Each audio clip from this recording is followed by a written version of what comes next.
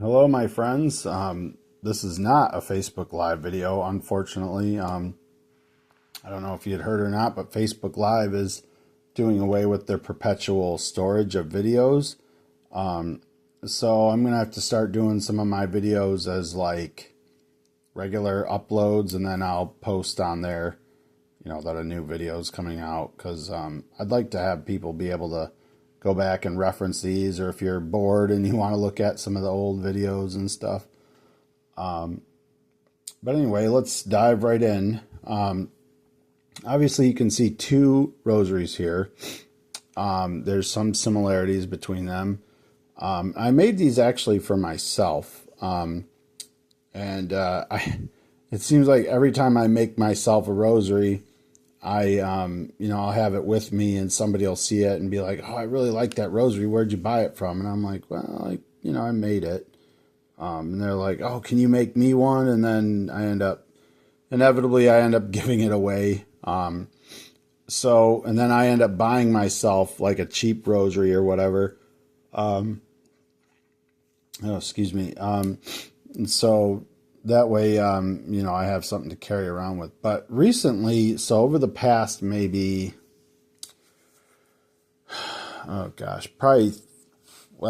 maybe since around the beginning of the year, I've started to notice a lot of things going on in my life, and it all came to a head probably, I think, in March, April-ish. Where we started having some really bad, a lot of people would call it bad luck, things going wrong. But, I was in a car accident, and I had some issues with my job and haven't been able to work. I haven't worked since February because of that. And so I've been trying to find a new job, not finding anything.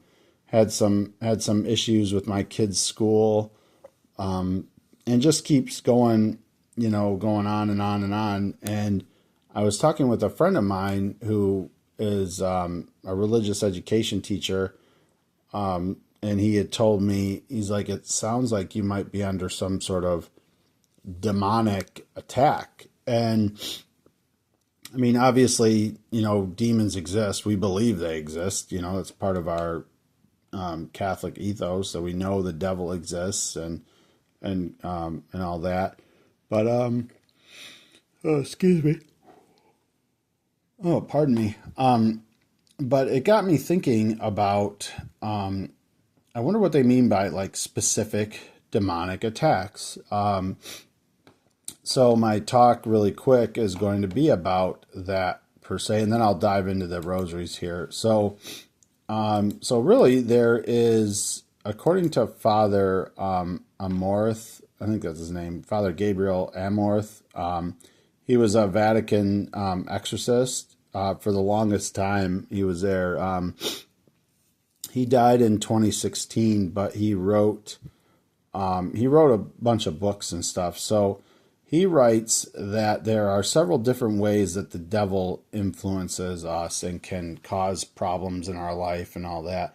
And a lot of it is, you think, oh man, that can't certainly be the devil. That's got to be this problem. And, because it happens so frequently, we don't think of like, well, if I have a headache when I wake up in the morning, that's the devil doing that to me, or that's a demon or something. Well, it's just a part of nature. It's part of who you are, Well, when you realize that, we were made to be, we were made to be perfect beings, and then we fell when we sin.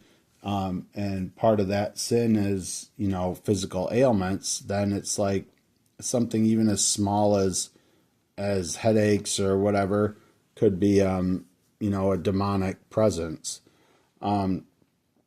So obviously there's, so he writes that there's, ordinary and extraordinary demonic activity. Ordinary is pretty much what you think. It's oh gosh, what do you call it there? Like temptation, just normal temptation. You're sitting there, you're tempted with a situation, whether that be like stealing something or telling a lie or whatever. you know, and so, it's just normal, every type of temptations, that sort of thing. They tempt Satan and his minions tempt us every day. It's common, it's ordinary, and it's frequent. It's all over the place. Of ordinary, he writes, ordinary activity. This temptation is the most common activity of demons. It is directed against all men. When Jesus allowed Satan to tempt him, he accepted our human condition. But and then he goes on to talk about his book. But anyway, so he writes that there's 6 kinds of extraordinary demonic activity.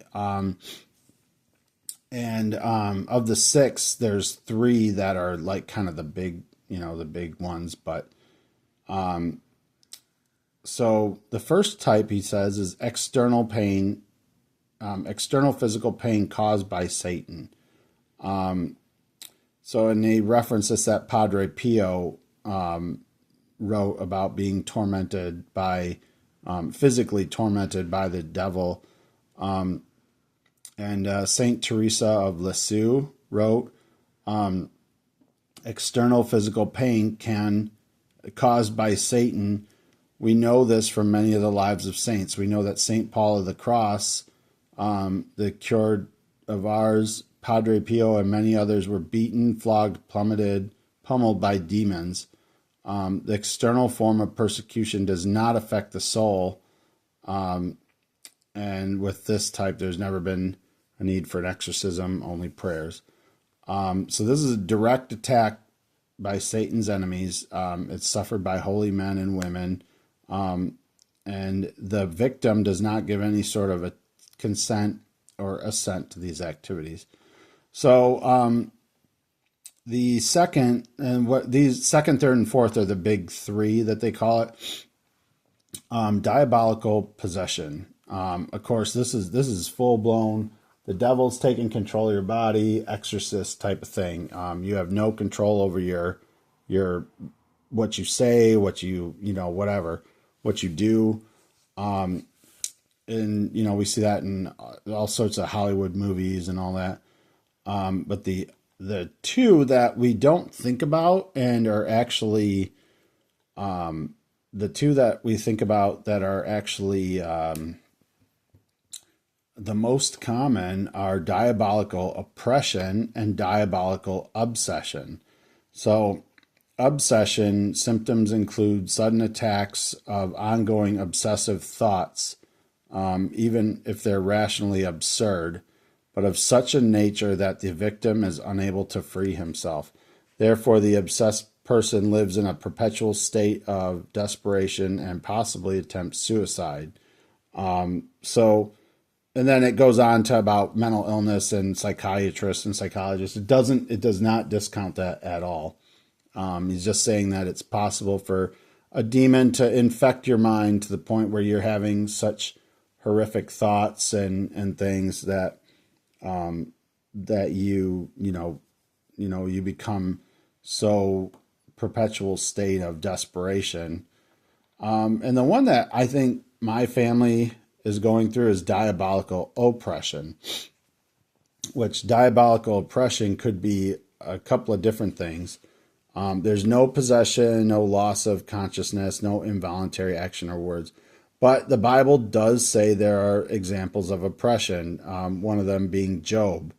Even though Job was not possessed, his children died, his health went, his goods, he lost everything. Even Saint Paul writes that he was not possessed by a demon, but had demonic oppression that caused an evil affliction. In 2 Corinthians, he wrote, "To keep me from being too elated by the abundance of revelation, a thorn was given me in the flesh, a messenger of Satan to harass me."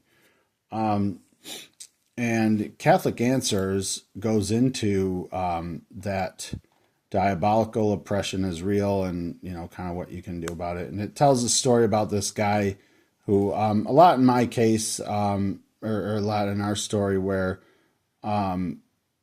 something bad happens, and then something bad happens on top of that, something bad on top of that. And like how he was saying how he hurt his back. So then he couldn't work as much. And when he couldn't work as much, the finances started to fail. And then, so he was set for surgery. The insurance denied it, then they overrode that, and then they overrode it again. And so that basically he couldn't get his surgery. They found out that his 4-year-old daughter had leukemia. They were in a really bad car accident and all that. So that's when he started looking out that this must be some kind of specific demonic attack. Oppression is it's the most common, but it's also the least known. But the woman who's afflicted by a spirit of infirmity, she was not possessed, but she would not have been acting or she would not have been in the manner she was without demons, harassing her. So this gentleman brings up, and I cannot pronounce the Latin to save my life, but anyway, the thing is to overcome diabolical oppression. So we say possession needs a priest, or an exorcism or whatever. Oppression is not like that. It's a thing that can be solved with prayers, masses, rosary, stuff like that. And it's all about establishing a better prayer and faith life for you and your family. So the article goes on, but he talks about a series of prayers that they pray, which I'll go over here really quick in a second. So then the last two are diabolical infestation and diabolical dependence or subjugation, which infestation would be, it's not a person's, but it's always about infestations affect houses, things, animals. It doesn't really go into a whole lot of detail in his book, but then you have subjugation or dependence, which is basically when people, you hear they sell their souls to the devil, or they make a blood pact with Satan or whatever. Anyway, so there is it's really interesting stuff. You can look it up yourself, on diabolical oppression, which a lot of people, you think, oh, that person has bad luck or that person's never lucky or whatever. A lot of times it's like, well, it's demonic activity or whatever.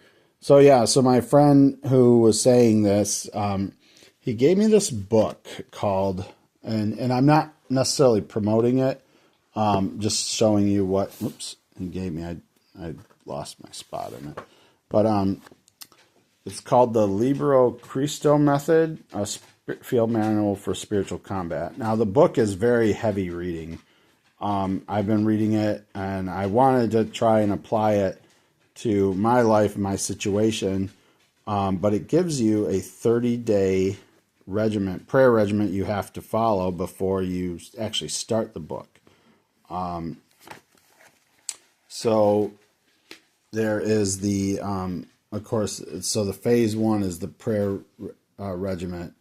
And this whole thing is based on, like if you read the introduction, it's all based on the fact that humans are combatants in this spiritual war against good and evil and whatever.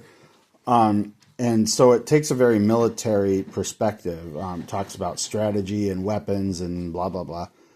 So the first part is, excuse me. Oh man, I'm sorry. I guess I shouldn't stay up till 1:30 in the morning doing this, but, anyway, so the phase one, and then it gives you the prayer regiment. If you're if you're not baptized, then you must be baptized and you pray the Angelus. The Auxiliarium Christianiorum prayers 3 times daily. That, and then because I'm fully initiated, so I'd be fully initiated B plus C plus C. So the Confiteor and the act of contrition. So this actually, you think, oh, well, 3 times a day, just say some prayers. That Auxiliarium Christianorium, it is a long set of prayers. I mean, there's prayers, there's a litany, there's, then every day has a different thing that you do. And you're supposed to do this for 30 days before you even start this method. So it's kind of like training your spiritual life to become heavy duty. And I have a hard time getting past the Angelus 3 times a day. So it's all about, and that's the same thing with like working out. Oh, excuse me, pardon me.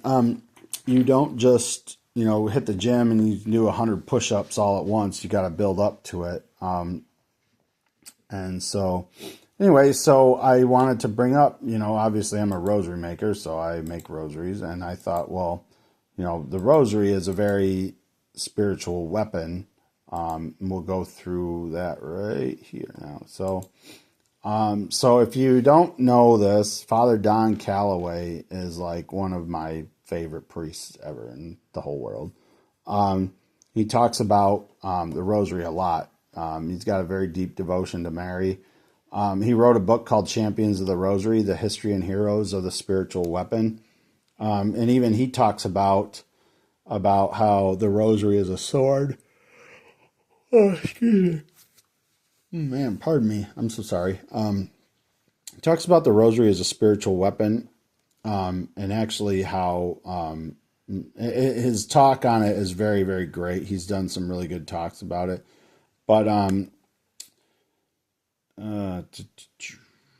okay, I'm trying to see here. Okay, so I'm reading from an interview here. They're talking about his book. So we talked about the 3 keys to understanding the rosary. The first key is that the rosary is a spiritual sword made by God. Can you shed a little more light on the divine origin of the rosary?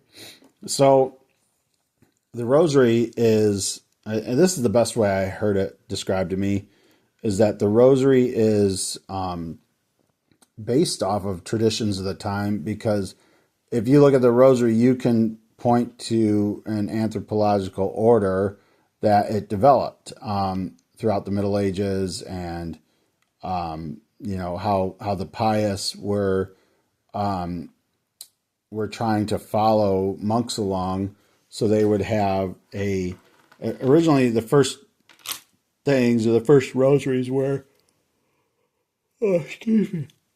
little pebbles or beads or whatever in a bag. And you'd have 150 of them for the 150 psalms, because the monks and all that would pray the psalms throughout the day. And then it became a knotted cord, and then, so that people would hold it, and they think, okay, and, I'm praying this psalm, whatever. So, and then it evolved into, it just kept evolving and evolving and evolving until we get to the rosary nowadays. But then, of course, the rosary, if you believe in the rosary, then you realize that there's a divine element to it as well. In fact, most of it is a divine element. So Father Don Calloway says this: we are in a spiritual battle, and you don't win a battle without a weapon. Knowing what kind of weapon you'll need will be determined by the enemy and his capabilities. So you have to ask, who is our enemy? The evil one, the devil. And from the evil one flows sin and vice and so forth. What on earth could be the weapon we use to defeat him? So there is no like earthly man-made weapon, like guns or bombs or tanks or whatever, that would defeat the devil. So the weapon we have been given is the weapon given from heaven, and that is when Jesus Christ came into the world and was incarnate, he gave us his saving mysteries. Those mysteries are really lived out, especially through the sacraments and the teachings of the church. Those are the things that set us free. Those are the means that give us power to overcome the enemy. Okay, so right there, he closed out a big argument that Protestants have that, oh, the rosary is all about Mary. It's all about blah, blah, blah. You're just repetitive prayer. No, it's, if you know the rosary, of course, the rosary focuses on the mysteries. Every single rosary there is the, part of the life of Christ. The ones that deal with Mary are the last two, the Assumption and the coronation of Mary. But everything else is all Christ-based, his birth, annunciation, his preachings, all the miracles he did, then his suffering and death and resurrection and all that. So I could go on and on, but basically, so what God seems to have done throughout history is mold together a weapon that encapsulates all of these things. Oh, excuse me. Pardon me. The sacred mysteries of Christ, and that is the rosary. That's why many have said it's a spiritual weapon. Okay, so we've established that. All right. We've established, demonic activity occurs and that we need it. And I've felt very much so for weeks about doing this. So here I'm going to go through really quick these two rosaries. So I made myself one. And because I was in the military and, military, we had, dress uniforms and we had work uniforms. And we had, obviously there was some things you used on a daily basis, some things you saved for more special occasions and whatever. So I figured I said I would do myself. I started to work on the rosary on the right, and I thought, it's a really nice rosary. I don't want to be throwing it around in my pocket or whatever, if it gets dirty or whatever. So I'll make myself like a work uniform rosary, one that I can keep. It's easy to fix if it breaks. It's doesn't, won't matter if it goes in my pocket and gets caught on my, whatever keys or whatever's in there. I can easily be able to free it up. So that's why I created two. They're for the same purpose. And the second one, unfortunately, doesn't have the same. I wanted the same cross and shield as that one did, but I didn't have it. But anyway, so the one on the right. So we'll do the nicer one. This one, when I'm in church or at adoration or something, I can have that. And it's actually. So I was thinking it's 2-tone. It's actually 3-tone. It's got these. Let me see if the light makes it better. I don't know if that makes it better or not. Probably not. So it's got this very shiny black metal beads, or they could be stone. I don't remember, but I wanted it to really pop out, and this is something special. So I used gold bead caps, gold eye pins, gold chain,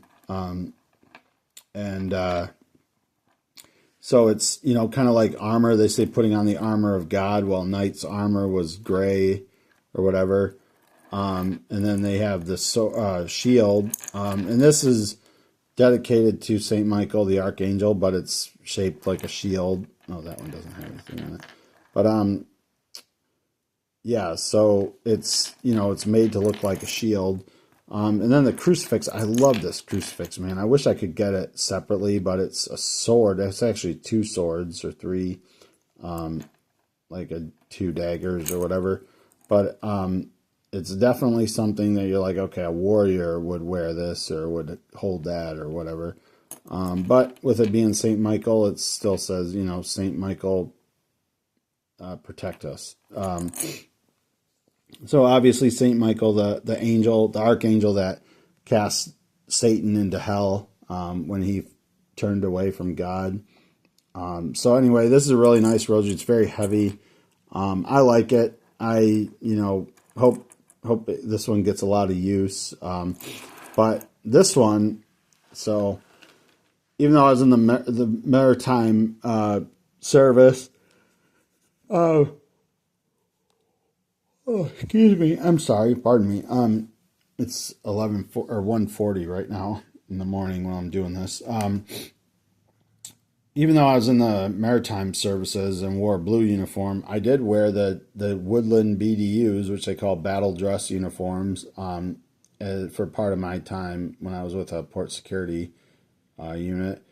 And so I was like, you know what? I've got a dress rosary. I need one that, and these beads are, you can't tell it here, but they're resin, they're plastic, they've got a little, coating on them. It doesn't, like I can drop that, I can throw it around. It's very, it's plastic, but resin, and it's got the BDUs, and I was like, shoot, man, BDUs are battle dress uniforms. So when you go into spiritual battle, and I really wanted another set of a sword and shield type, but I had this highly detailed centerpiece of St. Michael stepping on the devil, and even St. Michael's got like a sword or a spear or something in his hand. And then it has they call this the Crusader's sword, or the sword of St. James, or the cross of St. James. And it's been attributed to St. James the Greater, who was one of the 12 apostles. He was martyred in Spain. He's the patron saint of Spain. And they think that he is in Santiago, Spain. His remains are there. But he is called the Greater because there was another James, and they believe that he was the brother of John, James and John. So anyway, so I chose this one, and I actually had the pair. So this cross comes with a centerpiece, and I cannot find it, man. It's like, that's another spiritual warfare thing. It's like, okay, I know I had this Crusaders. A lot of times Crusaders would use this symbol, which I'll get at. But the thing looked like that, the seashell with the sword emblem in it. But St. James, the sword of St. James, became popular in the 1100s when a religious order was founded called the Order of Santiago. And so they were started in 1170, and their main mission was to protect. They protected pilgrims along the Pilgrim Way. So basically, as pilgrims moved throughout Europe to the Holy Land, they were, subject to raiders and the Moors and the, whatever. So this Crusader army would protect them, on the road. They'd go on the Crusades when they were called for a crusade. But their primary mission was basically to guard the roads to and from the Holy Land, up in the Spanish area. So they designed this off of, there's 3 fleur-de-lis, and they have a meaning. I forget what it is, and I closed the tab out on my computer, what each of the fleur-de-lis means.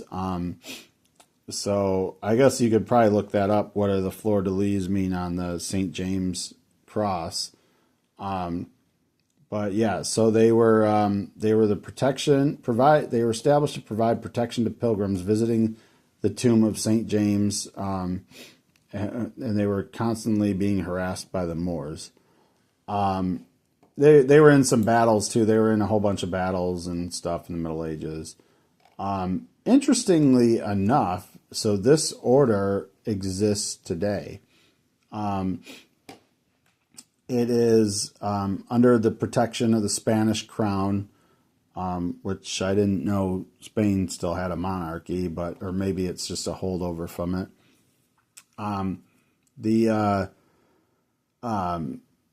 There's only 65 people in it as of 2014, so I'm sure it may have changed by then, 11 years later.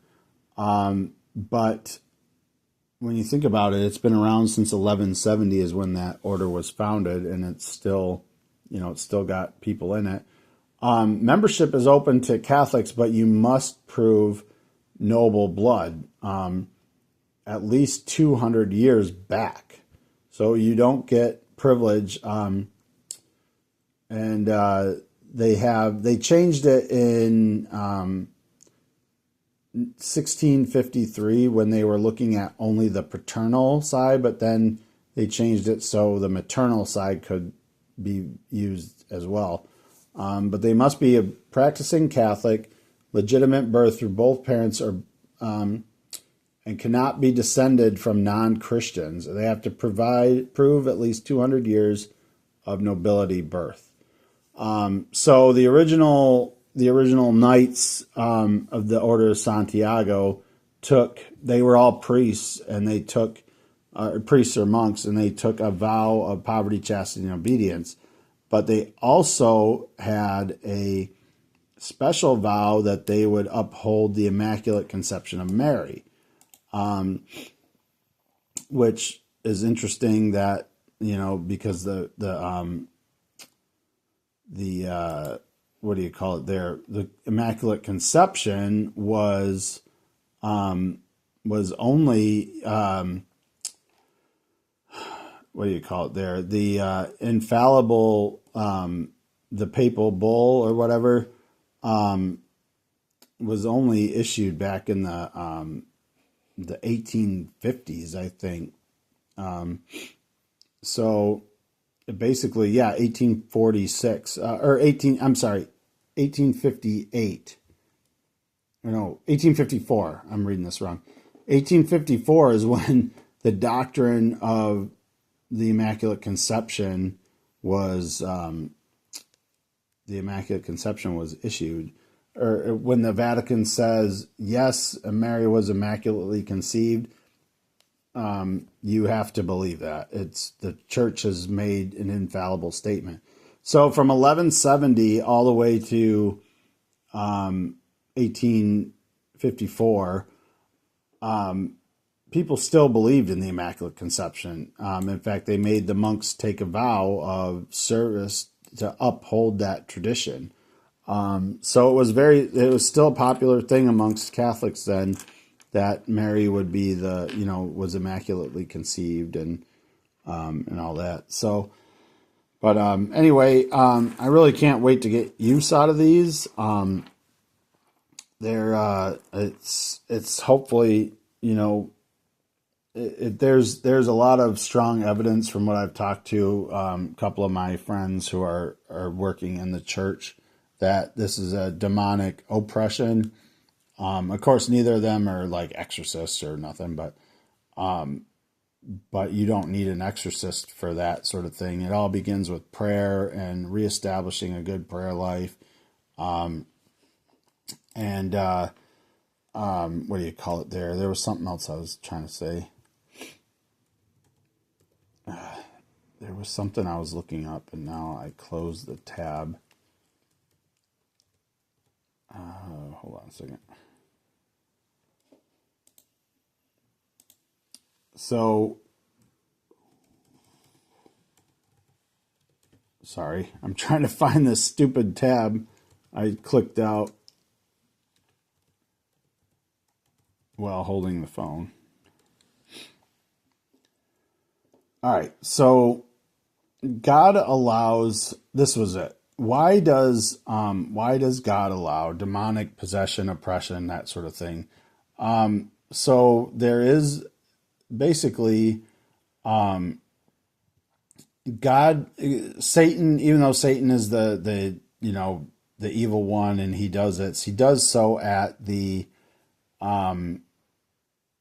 permission of God. God permits Satan's actions. And there's some things that they do. They call it Father Chad Rippinger calls it a retraction of grace. And a lot of that is done for a couple of things. One of them is to reveal God's glory, to punish sin and to rebuke a sinner or to educate a person. They are, so there's a whole bunch of different stuff, but basically it's that, God's glory. We reveal that we need God. We look at, and that can happen on a massive scale too. We can have retraction of grace on a global scale, national scale, a personal scale, all the way down to like a personal scale. I could be very blessed by God, do something that made him angry. He pulls grace back, and now I'm being attacked by demons because of something I did. Or it could be something if your faith life is taking a toll and you need proof of whatever. I don't know. We don't know the mind of God, but there is ways that you can deal with it. A lot of it, all revolves around prayer and your life and all that. So, but I'm looking at my timer here and it's 36 minutes. So I think I'll sign off here. It's 1:51 in the morning. And I wanted to get these rosaries done. Another sign. So interestingly enough, I've been thinking, okay, yeah, this is demonic oppression, whatever. And people might make fun of me for this, and I really don't care. But I was making both of these rosaries together, side by side, because this one takes a lot of work, And, oh man, look at that. Doggone it. That's something I got to fix already. These stupid bead caps, they come loose and all that. Because each bead cap, so unlike a regular rosary, I'd make a decade, then I'd put it together. These rosaries, because they have the bead caps, I have to start at this bead and basically just build it bead by bead, and it takes forever to do that. And it's a real pain in the butt, as you can see, because I just found I got to fix that one because that's going to annoy the crap out of me if I don't. No, what was I saying? Oh, yeah, so I was making these side by side, right? And on both of them, both rosaries, I was missing one bead each. So I'm putting this together, and I'm like, wait a second, I'm going to be short. And both rosaries were short by one bead. And I have a box. Where is it? It's right there. I have two of those boxes full of beads. There's probably 3,000 beads in my collection from, once I get like extras and stuff. Like I'll just have like 2 or 3 extra beads. I throw them in that box if I ever need anything, or somebody says, hey, my rosary broke or whatever. So there's, so I was searching my boxes for beads and beads and beads. I could not find any at all. One bead on each rosary. And this one I knew I had enough of because I bought them. So, but the camouflage one I wasn't sure about. But so I'm looking and I'm like, how in the heck is this happening? One bead on both rosaries is missing. So I set up prayer to St. Anthony, like, hey, St. Anthony, please help me find, I need one bead each. And as soon as I like, was thinking this and I look up and they were almost side by side. One of the silver ones and one of the camouflage ones. They were just sitting there. They were right in the same. They were in the same row, and I was like, "Oh my gosh, they're right there!" And this was after I had tearing my whole box apart, looking for one bead each. So, I look at that as a demonic possession or oppression thing as well. So, because this, this rosary's given me nothing but trouble. And, they were both short by one bead. So, So anyway, I can't wait to get some use out of them, and really start hopefully kicking Satan in the ass, or at least trying to, just say, hey, look, they're not welcome here, you know. But anyway, I hope you all enjoyed this video. I know it's long, and but it's got a lot of information in it, and I hope you like my rosaries. I think they're really cool. And hope you guys all have a good night. Please pray for me, and I pray for you every day, and pray for end to abortion and all that. But anyway, yeah, good night, and have a good one. God bless you all, and we'll talk to you later.